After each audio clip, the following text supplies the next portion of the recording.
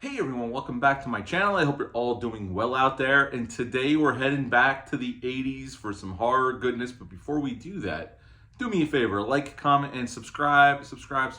I greatly would appreciate that. And also, as always, a shameless plug.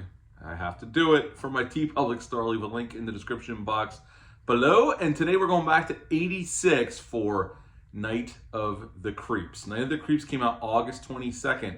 Of 1986. It's rated R. It's an hour and 28 minutes long, which is a big strength. This movie just keeps going and had a budget of $5 million, and sadly, upon release, it only made $591,000. This was written and directed by Fred Dekker. The next year after this, he would make what's considered a classic by many, is Monster Squad. In this film, we got Jason Lively playing Chris. We got Steve Marshall playing JC. They're best friends. They go to college together. The great Tom Atkins plays Detective Ray Cameron, and he's awesome here, as he always is. And Jill Whitlow plays Cynthia, and she is the girl that Chris really has a crush on. And they all have last names after, during the movie, you'll realize they have last names over horror directors: Romero, Cronenberg, Carpenter, so on and so forth. And Night of the Creeps starts off with these escaped, I guess you could say, prisoners escape this alien craft, go to Earth. And the whole opening sequence, once we get to Earth, is shot in black and white, which I love this choice. Fred Dekker apparently wanted to shoot the whole movie in black and white, but the studio nixed it, so he only shot the beginning of the movie in black and white. And there's a serial killer on the loose. Meanwhile, these aliens, these little slugs, they look like the ones from Slither, James Gunn's movie. I wonder if he took inspiration from this movie, but anyway. Then we fast forward to present day 1986, and these slugs get released once again, and they turn people into zombies and they incubate inside you. And when they're ready, they come out and they're trying to find new hosts for themselves. And, we have Detective Cameron trying to figure out what's going on, and Tom Atkins just laying one-liner after one-liner and just being this awesome kick-ass detective. And JC gets taken over by one of these slugs. He leaves a message for Chris, and now Chris knows fire is the way to kill them. And at the end of the film, him and Detective Cameron get flamethrowers, and they're trying to destroy them all. And Detective Cameron sacrifices himself by killing all these things that have congregated in the basement of the sorority house where Cynthia lives. And he blows it up, and that's pretty much the end of Night of the Creeps. Although we do see some of them get away, but that's the end of the film. So what's to like about this film? Well, the cast is great here.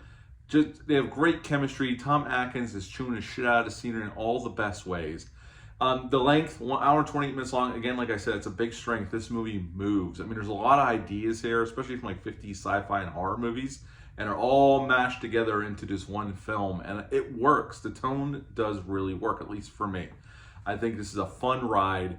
You got Tom Atkins saying some cool kick-ass one-liners, and Jason Lively is very likable as Chris, and Jill Whitlow as Cynthia really does bring a warmth to her character where she could have came off as a snobby, bitchy type character, but she's not like that at all. And she holds her own at the end with Chris. They're trying to fight off the aliens.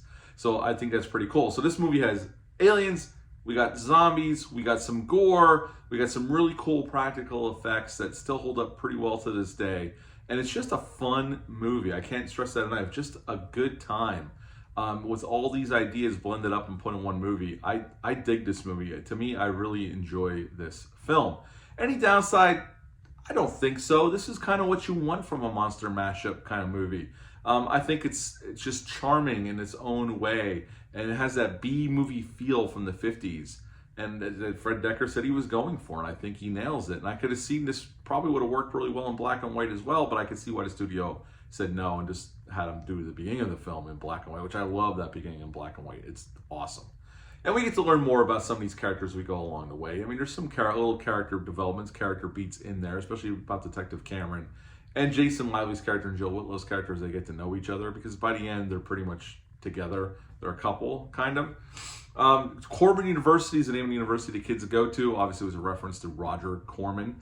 Greg Nicotero and Howard Berger of KMB Effects, although it wasn't around yet, but they were making effects artists that worked on this film. They played zombies towards the end of the film, zombie extras. And, that's about all I have trivia-wise on this. This is just a fun sci-fi horror film. And if you've never seen it, check it out. I do believe it's streaming on Tubi. This Blu-ray is available on Amazon. I think it goes for like $12, $13. It's not very much. And the transfer is really good, and there's some cool special features on here. So it's definitely worth the investment if you like physical media and if you're a fan of this film. So at the end of the day, I would give Night of the Creeps a 9 out of 10. A 9 out of 10 for Night of the Creeps. Have you ever heard of this movie? Have you ever seen it? Let me know down below what your thoughts are on this film. Hit the thumbs up, hit the subscribe button, share this video. I greatly would appreciate that. That's it for this review. I'll be back soon with some more, but until next time, bye.